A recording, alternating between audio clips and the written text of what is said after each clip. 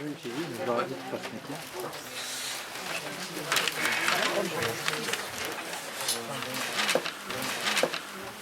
Bien, on va commencer. Donc bonjour à tous et bienvenue dans ce lieu très convivial que nous connaissons déjà. Je suis donc aujourd'hui très heureux de recevoir pour notre 24e matinale pro Laurent Beccaria, fondateur des éditions Les Arènes, et mon camarade Laurent Muller, responsable du département responsable éditorial du département bande dessinée. Quand j'ai appris que Les Arènes décidaient de développer un catalogue de bande dessinée en prenant comme responsable éditorial Laurent Muller, je me suis dit que l'éditeur avait fait un très bon choix. Connaissant Laurent depuis plusieurs années, d'abord chez Glénat, puis aux éditions 12 bis. Et quand nous nous sommes rencontrés l'année dernière avec mes confrères du groupement Canal BD, et que nous avons découvert le programme éditorial de fin d'année, nous étions très enthousiastes et heureux, confirmant l'image d'indépendance de cette maison d'édition. Voilà, donc je vais maintenant laisser la parole aux deux Laurent, qui vont vous présenter tout ça. Voilà. Bonjour à toutes, bonjour à tous. Merci de cette présentation. Donc, moi, je vais en quelques minutes vous présenter d'abord la maison d'édition et puis ce qui nous a amené à cette rencontre et à cette décision d'investir très fortement dans la bande dessinée avec l'arrivée de Laurent autour de lui. Donc, Les Arènes, c'est vraiment une maison qui est née par accident, tout simplement parce que j'étais éditeur d'abord chez Plomb, et puis il y a un livre de Denis Robert qui a été arrêté à l'impression par le directeur, donc je suis parti chez Stock avec le livre de Denis Robert, et puis après chez Stock, au bout de 2 ans, j'ai recommencé à avoir un problème avec un livre sur les relations nucléaires entre la France et l'Iran, et qui ont beaucoup agité l'actionnaire de Stock, qui était à l'époque Jean-Luc Lagardère. Et donc, je me suis retrouvé avec un manuscrit sur les bras, et j'ai décidé de créer une maison d'édition. Comme j'habitais rue des Arènes, j'ai appelé ça Les Arènes. Donc c'était assez simple, j'avais 8 000 € en poche, et donc j'ai bricolé quelque chose comme ça, sans imaginer une seconde que plusieurs années après, la maison aurait pris un peu plus d'ampleur que ça. C'était vraiment l'idée de continuer à publier les livres que j'avais envie de publier. Comme un atelier de fabrication, je dis, puisque je n'arrive pas à les publier soit chez Plomb, soit chez Stock, c'est que je veux une liberté qui n'est pas dans l'ordre des choses de donner. Très vite, la maison a pris, avec un catalogue qui a eu plusieurs marques de fabrique. La première année est très simple. On a publié des choses qui n'avaient absolument rien à voir les uns avec les autres, c'était vraiment à la fois de l'histoire. On a publié des livres très engagés sur contre la politique française en Afrique. Elle s'appelle Noir Silence. On s'est retrouvé avec 4 chefs d'État étrangers qui nous ont fait un procès. On a publié le premier livre d'Eva Joly, ça s'appelle Notre affaire à tous. On a eu dès la première année 100 000 exemplaires, donc ça a donné beaucoup d'air à la maison.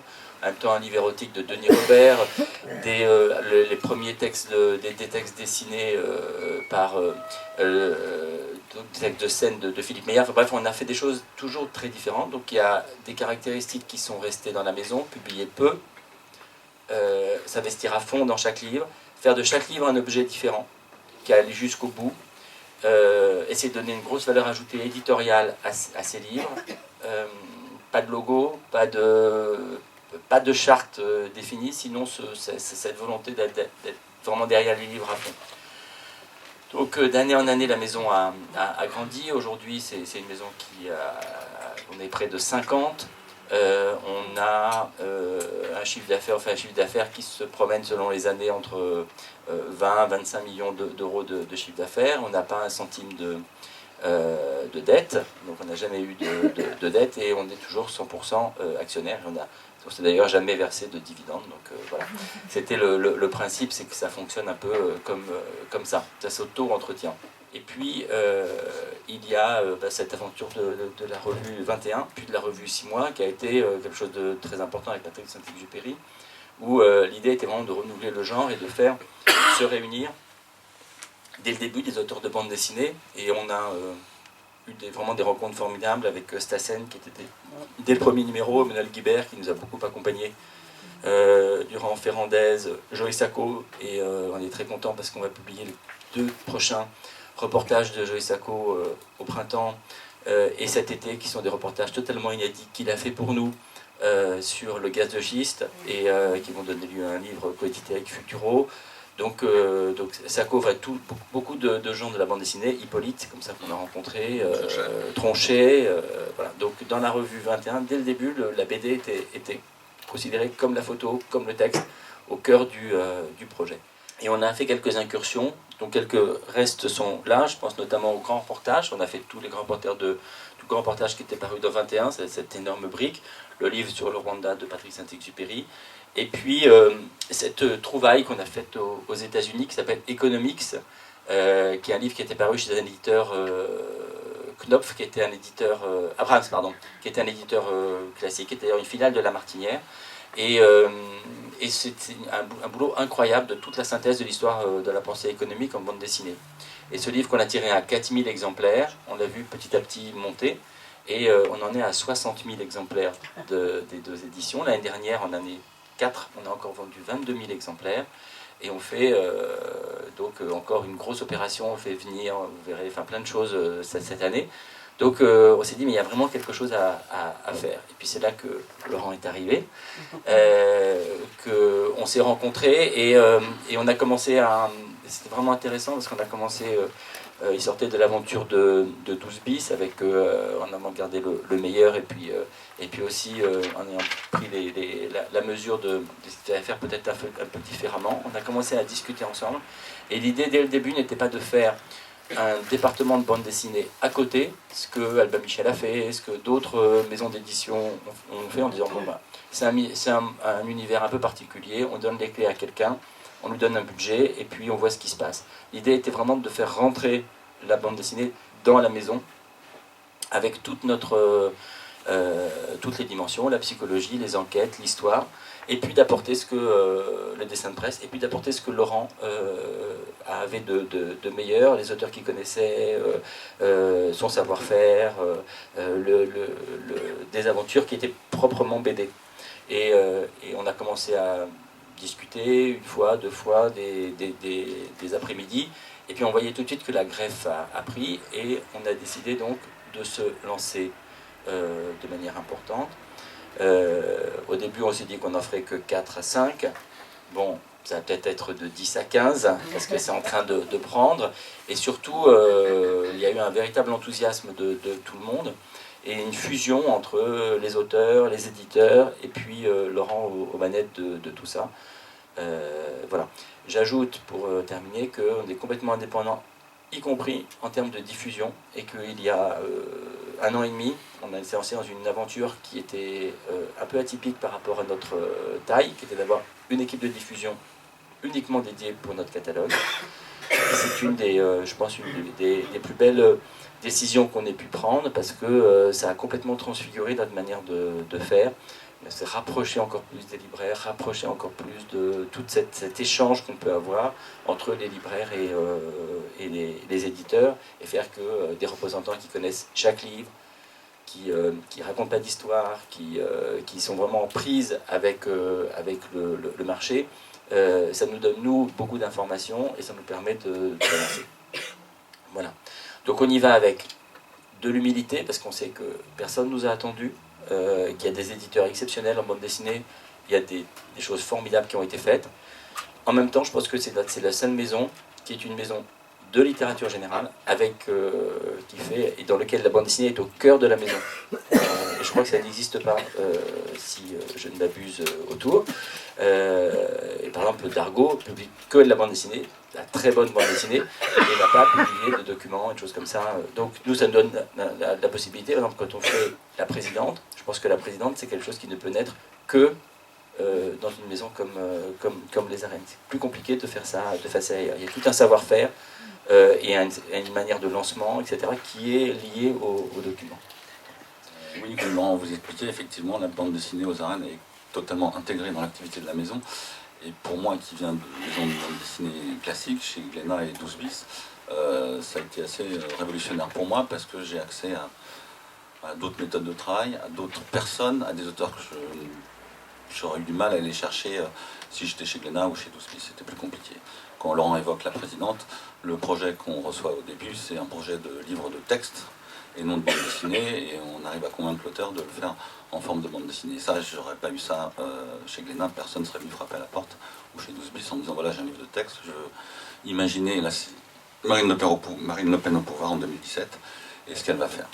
Donc voilà, et donc c'est pour ça que Laurent insistait sur le fait que la bande dessinée fait partie vraiment de la maison, et effectivement on n'est pas à côté comme ça peut être chez Robert Laffont. Quand ils sont lancés dans la bande dessinée, ça n'a pas duré très longtemps. Voilà. Donc on a commencé en octobre 2015, les premiers titres, les premiers lancements. Donc on a fait d'abord Alan Turing, le cas Alan Turing, là voilà, qui était un projet que je nourrissais depuis 8 ans et que chez Glénat et chez Douce-Bis, on ne voulait pas le faire en disant ouais, ça va intéresser personne. Quand j'en ai parlé à Laurent et Jean-Baptiste, ils m'ont dit l'histoire est géniale, on y va. Il n'y avait pas de film encore. Et il n'y avait pas de film, mais on ne savait pas que le film allait se faire. Donc on a découvert le film, on s'est dit mince, et puis on s'est dit oh, c'est peut-être pas plus mal finalement. Et effectivement, ça n'était pas plus mal puisque ça popularisait le personnage, ça l'a fait connaître et l'album fonctionne très très bien. Quand on s'est rencontrés les premières fois avec Laurent, face au succès d'Economics, qui était déjà là, on s'était dit mais il faudrait peut-être qu'on poursuive, qu'on investisse ce champ de l'essai illustré, de l'essai dessiné. Et donc on avait ébauché plein d'idées, plein de sujets. Et puis parmi tous ces sujets-là, on s'est dit ce serait bien qu'on parle de religion, du christianisme.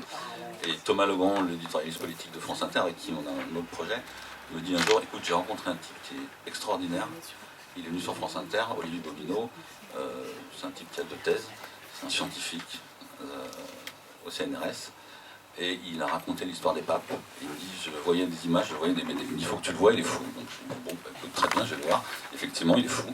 Et donc on est parti dans un projet, au début, qui devait faire un tome, où il voulait nous raconter l'histoire du christianisme, et la dualité qu'il y a entre le message originel, celui du Christ, celui de la tolérance, et l'institution politique, qui est celle de l'Église. Et donc c'est ce qu'on a entrepris. Mais bon, il nous a un peu menti, parce qu'il m'a dit, un tome ça suffira pas, on va peut-être faire 2, puis 3. Et donc on est parti pour faire, je sais pas, 600 pages. Une histoire politique du christianisme, c'est absolument passionnant. Voilà, je vous invite vivement à lire ça. Les retours qu'on a sont dithyrambiques. On a reçu encore un mail hier d'un libraire qui dit que Luxembourg, qu'il n'avait jamais eu une œuvre aussi impressionnante, aussi riche. Et puis on a sorti, comme je vous l'expliquais tout à l'heure, La Présidente. Voilà. Et le succès est évidemment là. Même nous, on est impressionnés, on a du mal à suivre, puisqu'on est en rupture quasiment. On fait que réimprimer. Voilà. Donc, et ça, c'est un exercice qui était très enrichissant, parce que imaginez ce qui se passerait si Marine Le Pen était élue président. On a beaucoup bossé avec les auteurs, et vraiment énormément. Je pense que j'ai jamais bossé autant sur un bouquin, et j'en ai fait beaucoup. C'était très très enrichissant, très bien. Parce que c'était vraiment, il y avait notamment un des auteurs, c'est pas grave, je vais parler fort, c'est l'universitaire. Au début, quand Laurent peut témoigner, pour lui la bande dessinée c'était pas sérieux, ça faisait encore partie de cette génération. Il dit moi je suis universitaire et je vais pas faire une bande dessinée. Et on l'a convaincu du fait que d'abord, s'il voulait toucher le plus grand nombre, il fallait, c'est pas avec un document qui allait s'intéresser uniquement à 2 ou 3 000 personnes que ça allait se faire. Et deuxièmement, que le fait de voir était quelque chose de tellement transgressif, fascinant, qu'il fallait passer par là. Et donc, on est parti là-dedans. Mais jamais, si on avait pris un auteur de scénariste habituel de bande dessinée, il aurait pris tous les trucs habituels de narration. Or, Durper, il est tellement solide, sérieux dans son univers, que l'ensemble a fait un choc assez intéressant. Et puis on s'était dit au départ, on va prendre qui comme dessinateur. Et là, on cherchait, on s'est posé plein de questions, puis on ne sait pas. À un moment, on a eu une lueur comme ça. On s'est dit, tiens, mais pourquoi pas Farid Boudjelal? D'une part, parce que pour son talent. Et puis, d'autre part aussi, parce qu'on s'est souvenu qu'il était en 95 à Toulon et que le Front National avait gagné la mairie de Toulon. Et moi, je me souviens de Mourad et Farid organisant un énorme festival de BD à Toulon, invitant tout Charlie Hebdo en disant Charlie saute sur Toulon en réponse au Front National. Je me souviens que son Mourad, donc le petit frère, rachète les locaux du Front National pour les foutre à la porte. Et il y avait dans la famille Boudia un vrai combat contre le Front National localement. Donc ça nous a paru évident. On a été voir Farid, il nous a dit oui tout de suite. Je lui ai dit par contre le traité graphique, si on veut que ça fonctionne, tu peux pas le faire comme tu dessines d'habitude. Il a fait des essais au début. Et puis il m'a dit oui non t'as raison, ça fonctionne pas. Je vais le faire complètement différemment. Et il a fait. C'est très étonnant parce qu'on est à des années-lumière de ce qu'il a l'habitude de faire. Et donc comme tout le monde s'entend bien et qu'on est tous très heureux, on fait un tome 2 qui sortira en mois de septembre. Donc voilà pour cette première année de création qui s'est plutôt très bien passée et ça continue puisque comme je vous disais on a du mal à suivre la présidente qui va plus vite que nous et il faut réimprimer tout le temps. Voilà. Et donc on a 2016, donc ce sera comme Laurent vous le disait, on avait imaginé 4 à 5 albums puis finalement on s'est dit qu'il y avait plein de choses à faire, il y avait plein d'idées, donc on en fera une dizaine cette année avec un premier projet qui est paru au mois de janvier, là, qui est sorti au moment d'Angoulême, Les Mutants. C'est un ouvrage de Pauline Aubry, qui avait fait un reportage pour 21, il y a 1 an et demi, où en fait elle avait animé un atelier de BD pour des adolescents à problèmes psychologiques lourds à la Salpêtrière. Et donc elle avait fait ce petit reportage et on avait publié dans 21, ça avait été très bien. Et puis elle nous a expliqué, mais j'aimerais bien faire une BD à partir de ça parce que cette expérience-là que j'ai vécue m'a plongé dans ma propre adolescence. Et donc c'est ce qu'elle raconte. Elle raconte sa propre adolescence. Je ne sais pas si vous l'avez lu, mais c'est très fin, c'est très drôle des fois. C'est dur par d'autres moments. Et c'est vraiment un ouvrage étonnant. Elle a fait une exposition à Angoulême qui a eu c'est l'exposition la plus visitée. Plus que Maurice. Donc c'est étonnant et moi je suis passé, j'ai vu, il y avait plein d'ados, ils étaient hystériques parce que l'expo est vraiment très très bien et ils avaient emmené 200 bouquins, elle les a tous signés en 2 jours, il n'y en avait plus. Donc c'était très surprenant. Moi ce que j'ai trouvé formidable dans l'histoire de la bande dessinée, je mets souvent dans la bande dessinée, je fais un peu le parallèle avec le polar. C'est-à-dire comment est-ce que le roman policier est devenu tellement important aujourd'hui, et surtout dans les pays d'Europe du Nord. Vous savez qu'en Suède, en Finlande, en Norvège, il y a un roman sur 2 qui est un polar. C'est qu'en fait, le polar, on est sûr qu'on va vous raconter une histoire. Alors après, il y a 1000 manières de polar. Il y a des polars politiques, il y a des polars scientifiques, il y a des polars, il y a ce que vous voulez. Mais on sait qu'on va vous raconter une histoire. Alors que le roman, aujourd'hui, il n'y a plus cette promesse d'histoire. Et pour la bande dessinée, on sait qu'on va être diverti, on sait que ça va être du divertissement. Mais après le divertissement, on peut raconter de l'histoire politique, on peut raconter de l'histoire économique, on peut raconter de la science, on peut raconter n'importe quoi, mais c'est le divertissement. Et moi je trouve ça qui est formidable, c'est le langage d'aujourd'hui, et à travers ce langage, de faire rentrer plein de choses, et des choses que ne ferait pas un éditeur classique. Vous êtes une entreprise libérée? Ah moi je dis rien. C'est un dictateur. Vous dites. Disons que je ne sais pas si on est une entreprise libérée. Ce que je sais, c'est que il y a une énorme autonomie de chacun. C'est ça une particularité. Et on essaie de travailler complètement par projet. C'est-à-dire qu'il n'y a pas le responsable par exemple de la fabrication qui est un état dans l'état. C'est-à-dire qu'on parle des projets très longtemps à l'avance et il y a énormément de coopération tout au long de la manière dont l'entreprise avance. Et puis moi aussi je suis parti pendant 6 mois et j'ai laissé l'entreprise à l'époque. On est parti avec ma femme et nos enfants et quand on est revenu on a eu plus de 20% aussi de chiffre d'affaires. C'était un peu énervant ça. Je connais ça pas mal. Écoutez, je vous remercie. Merci à vous. Voilà. Merci. 10 minutes pour la...